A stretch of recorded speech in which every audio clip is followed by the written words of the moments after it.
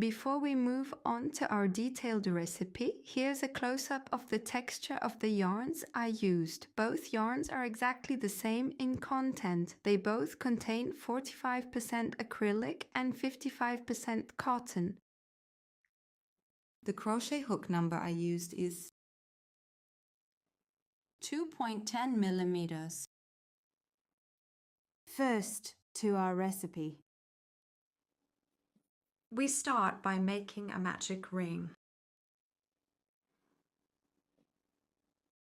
Then, while making the magic ring, we complete the one chain we pulled to 2, 3, 3. So we pull 2 more chains. Then, inserting into our magic ring, I wrap the yarn around the hook once.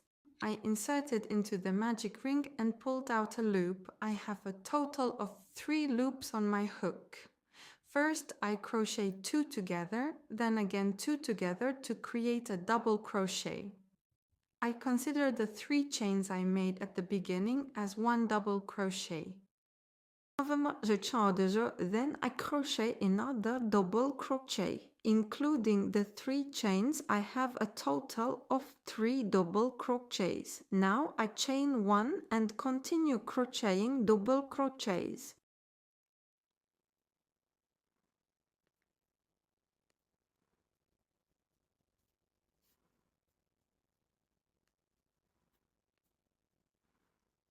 I crocheted 3 double crochets again, I chain 1 in between and crochet 3 more double crochets, 1,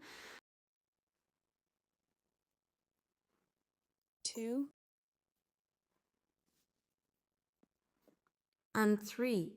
Again, I make 1 chain in between and 3 more double crochets.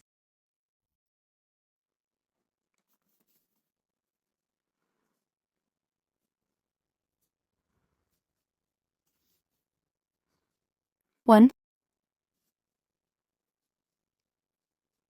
2,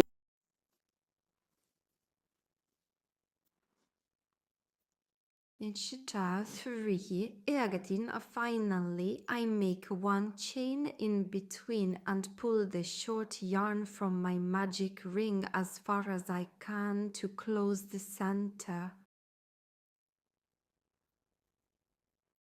Then I go directly to the 3 chains. I insert directly into the first, second and third, pull out a loop from here and join with a slip stitch. After joining with a slip stitch, I make 1 chain and at this point I can cut my yarn. At this point, I will cut this yarn and switch to my other color. We cut our yarn and pull it out from here. We secure this part as well. Then I'm switching to my other color. here I immediately create a loop on my hook. Then I will start by inserting into any of the 1 chain spaces I created in the previous row. I created a stitch, wrapped the yarn around the hook once and inserted it into any chain space I created here, and at this point I'm making a double crochet. Now double crochet again, and I will crochet 1 more double crochet. Then, without chaining in between, I directly yarn over and insert into the next chain space, crocheting 3 double crochets at this point. 2 And through, then I chain 1 and crochet 3 more double crochets into the same spot to the same point, a chain in between. Now I'm making 3 more double crochets.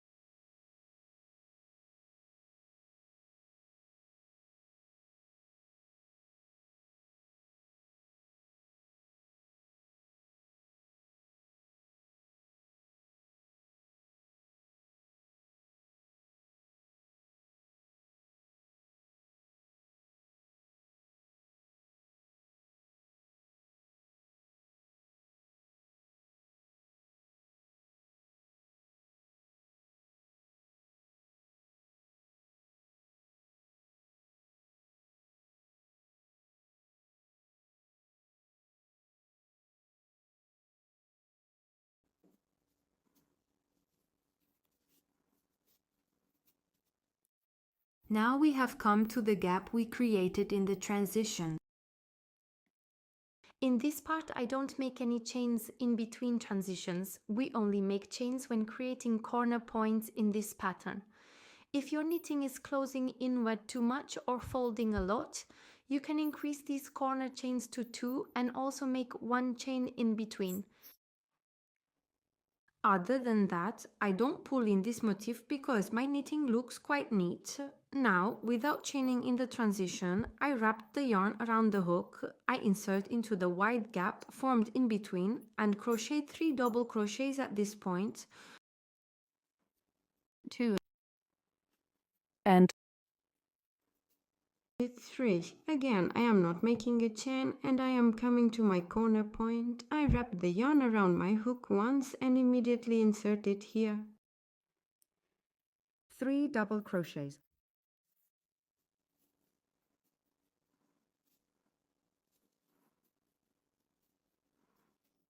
One chain in between, again 3 more double crochets in the same spot.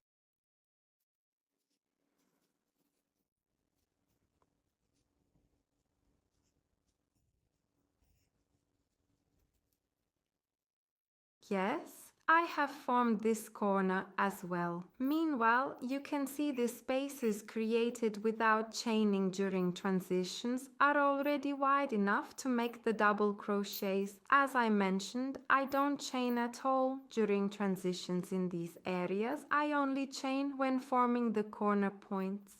It's the same in every row. Besides that, as I mentioned, if your knitting experiences too much twisting, you can increase the chains at the corner points to 2, and in these points you can pull 1 chain in between where I don't pull any. If your knitting experiences too much twisting or waviness. After completing my second corner point here, without making any chains in between, I wrap the yarn around the hook and inserting it into the space created in the transition, I directly crochet 3 double crochets at this point. 2 Edged 3, and now again I don't make any chains in between. I wrap the yarn directly around the hook. As I mentioned, there are no chains in the transitions. I've reached the corner point. At this point we first make 3 double crochets, then 1 chain, followed by 3 more double crochets. We will hide these excess threads between our stitches later. These are not a problem at all. I made 3 double crochets. I pulled 1 chain in between. Now I am making 3 more double crochets into the same space, into the 1 chain space, to create my corner point.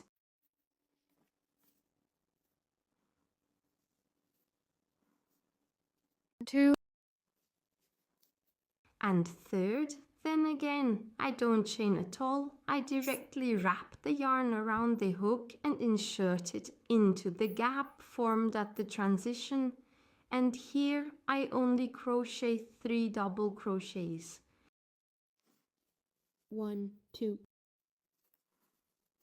and 3.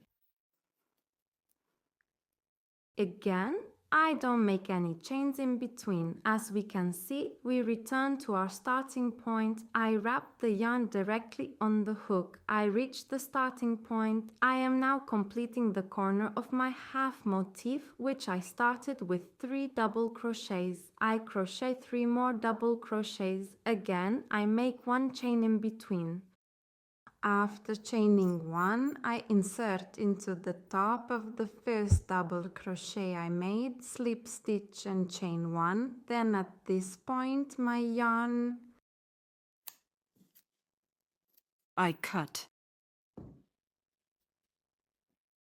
Our model is this simple, this easy to make. Now let me quickly show you how I hide these stitches and threads, so there are no question marks left in mind. Here I insert from the inside through suitable gaps and take from the edges so that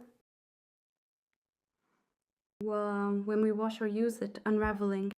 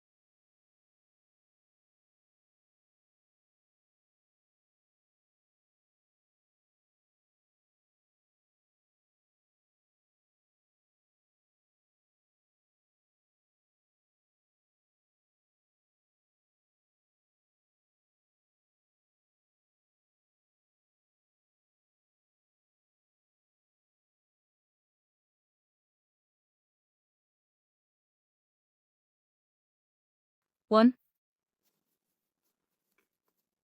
2, And 3, again, I am not pulling any chains. In between the gap I created in the transition into this gap, I crochet 3 double crochets, 2 and 3. Again, I do not make any chains in between, and by inserting into the top of the 3 chains, I complete my row by making 3 double crochets in the same way as I did in the previous row. In this way, I completed my row. I make 1 chain and cut my yarn at this point. Yes, we have completed our half motif. If I need to show it like this is the complete form of our square motif.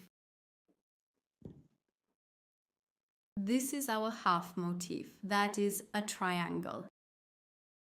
Now let's bring the remaining pieces and see how we join our bandana together. Yes, as you can see on the screen, I have arranged all my motifs to fit the bandana. I have crocheted them all and come here. As we see here, our half motifs are green. Also, my motifs with a white emphasis, my motifs with a green emphasis, I enjoyed using them in different ways like this as 2 different colors. Here I have a total of 7 half motifs. We prepared 7 half motifs. Then let's look at our white motifs. 2, 4, 6, 8, 10, 12. 12 motifs predominantly in white. Then 2, 4, 6, 8, 9 motifs predominantly in green have been prepared. Now we will sew this. Let me quickly explain the sewing to you. Let's continue accordingly. As we can see here, we will start from the top forehead part and like this. We will proceed by sewing these motifs diagonally. So, I will start sewing from here. I hope it's visible. I will start sewing from this part and go up, include the other motif and go down. I will include this motif and go up again with 2 motifs. I will include this motif again, like this, diagonally, until the end of the row.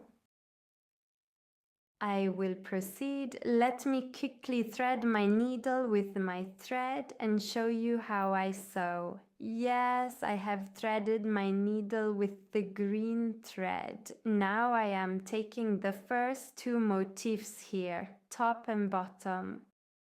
Now I hold my square motif diagonally like this, and then I place my triangle motif so that it aligns exactly with the corner of the square motif. I place them so that the front sides face each other, and I will start sewing from this end so that we can go in a triangular shape. Right here, there is a 1 chain space. First, I insert into the 1 chain space in 1 motif.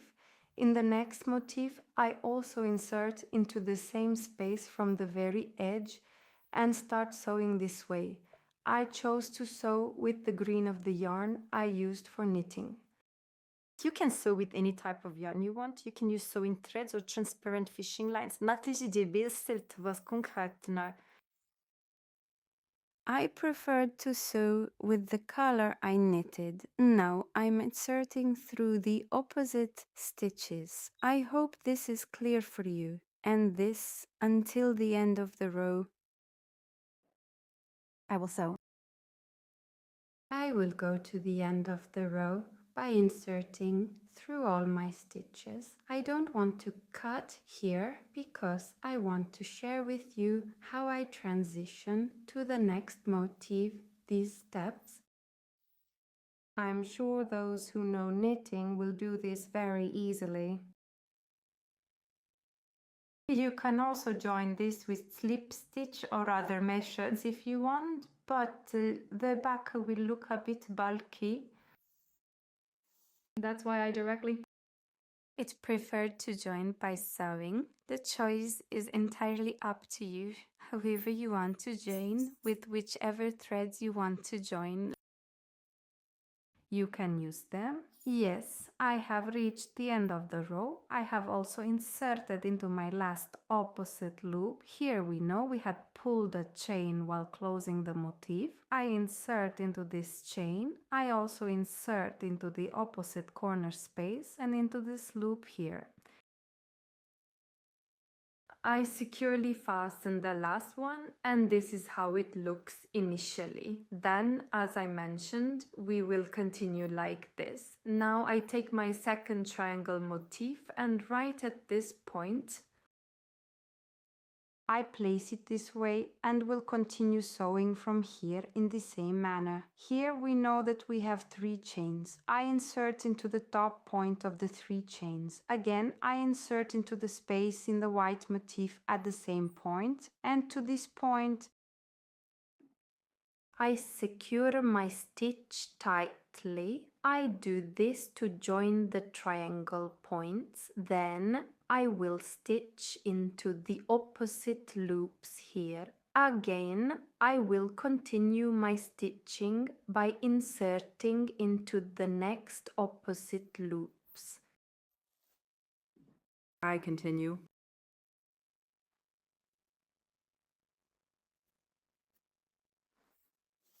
Yes. Like this.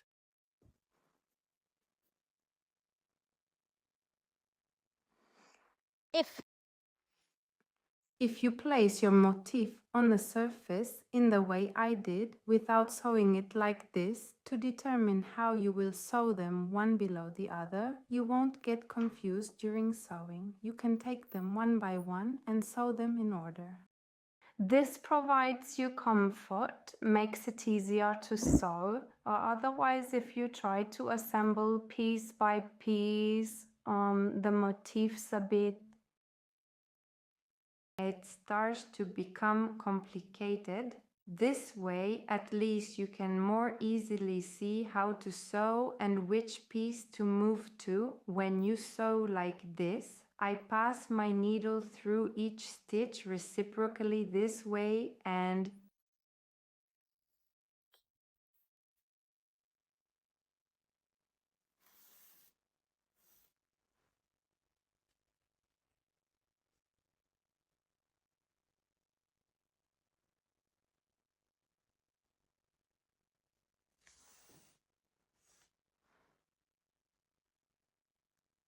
I will now insert into the last stitches, and again I insert into the stitch where there is a chain space in the middle section. I find the same stitch on the opposite side and insert into the same stitch. And I make my final stitch from the corner points like this. In fact, if I need to show it like this, the appearance is like this, the result is like this. Now we have joined these two motifs, three motifs. Then how do I continue? I take the motif from the bottom row and immediately place it where I need to join it in this way. And I will continue sewing directly from here. Here we had sewn the corner points last from the chain spaces. In the same way, I insert my new motif into the corner point. And insert into the corner point of my previous green motif. I join this row by tightening it. Then I insert into the opposite stitches again.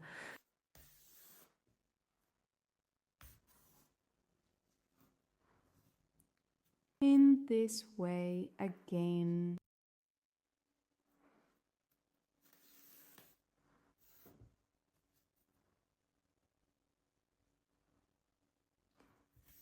Until all my stitches are finished by the end of the row.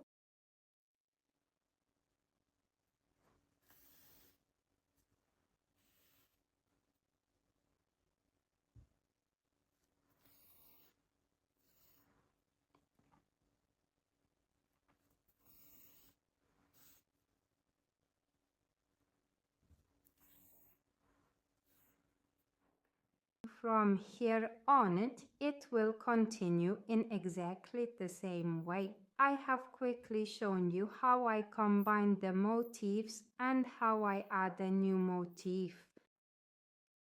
Finally, I have my corner point left. I am also inserting into the corner points. Yes. And from here I do my stitching and I have completed this piece as well. After sewing each one, you can easily check which piece you need to move on to by placing it in the same way. Let's combine all of them in this crisscross manner. At the bottom rows, when we reach the end in the same way, we join the last point with the two pieces. We tie a knot and cut our thread, and we repeat the same process for the lower rows.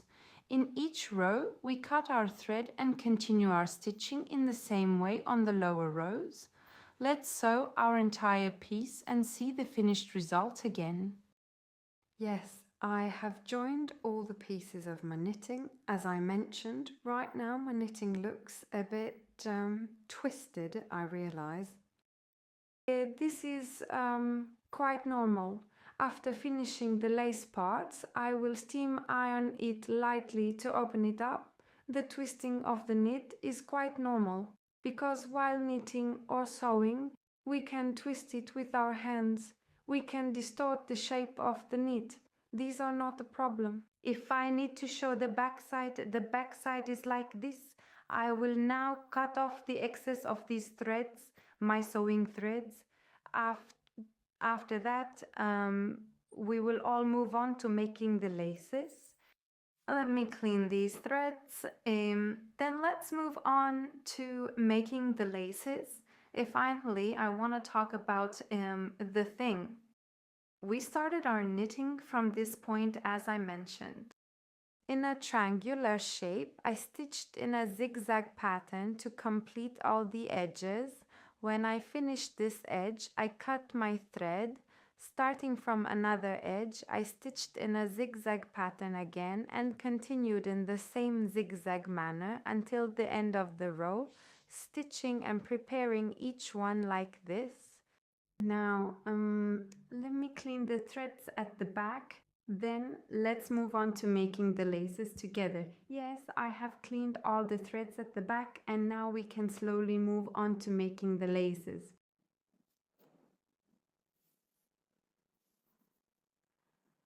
For my lace, I want to continue with the green yarn, so I am taking my green yarn and directly making a loop at this point. After creating my loop, it doesn't matter if it's right or left like this, and I take my loop back onto the hook and pass it through from this point. Then I start chaining 1, 2, 3, 4, 5, 6, 7, 8, 9, 10. I will continue chaining like this until there are 40. I crocheted this to use as a bandana.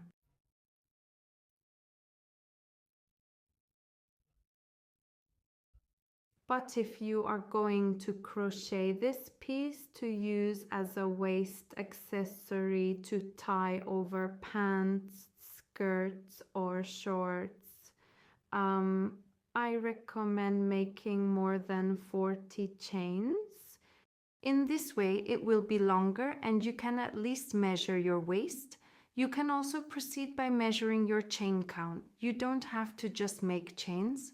After making the chain, you can do slip stitches on top if you want the lace part to be thicker, or you can go over it with a row of single crochet.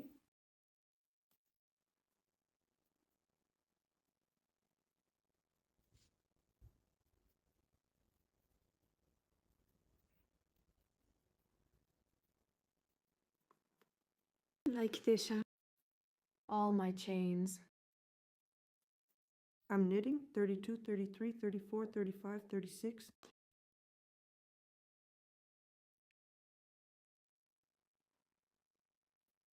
37, 38, 39, 40. These chains will be enough for me because I just want to create a lace by chaining.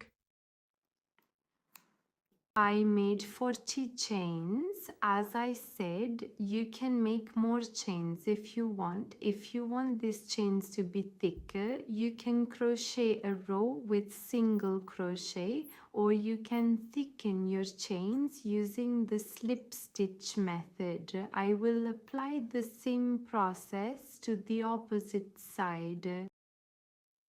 I will apply the lacing process I did on this side to this side as well. Here, coming.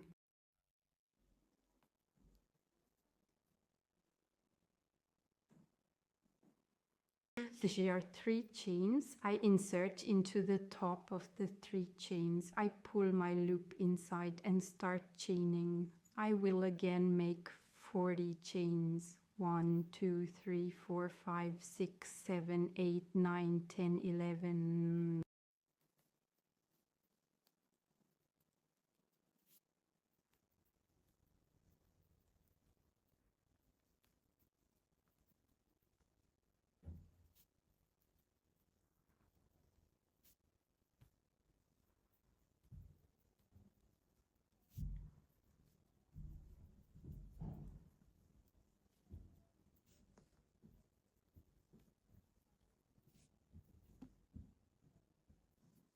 Yes, I have also made 40 chains on this side. Now I am cutting my yarn here as well. And I pulled the loop through my yarn. By inserting this yarn into the loops behind the chains, I will take it downwards.